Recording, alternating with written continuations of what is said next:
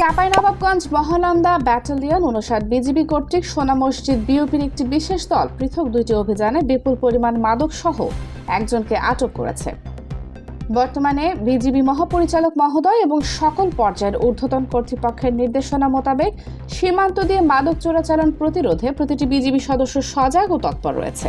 এরই ধারাবাহিকতায় ৫ নভেম্বর বৃহস্পতিবার মধ্যরাত আনুমানিক ১টায় অত্র ব্যাটালিয়নের অধীনস্থ সোনা মসজিদ বিওপির একটি বিশেষ টহল দল সীমান্ত পিলার ১৮৪/৪S হতে আনুমানিক ২ কিলোমিটার বাংলাদেশের অভ্যন্তরে চাঁপাইনবাবগঞ্জ জেলার শিবগঞ্জ থানাধীন শাহবাজপুর ইউনিয়নের মুসলিমপুর গ্রামে অভিযান পরিচালনা করে। উক্ত অভিযানে টহল দল মালিকবিহীন ২৫ বোতল ভারতীয় ফেনসিডিল আটক করতে সক্ষম হয়।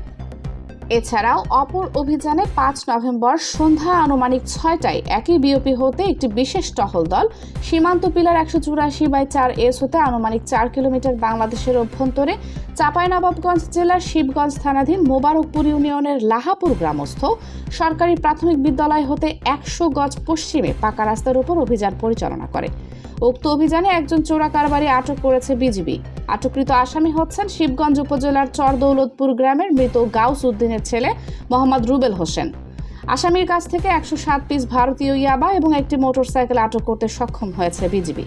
অন্যদিকে আটককৃত ফেনসিডিল জিডি করে ইতিমধ্যে শিবগঞ্জ থানায় জমা করা হয়েছে এবং ইয়াবা সহ আসামি শিবগঞ্জ থানায় হস্তান্তরের কার্যক্রম চলমান রয়েছে।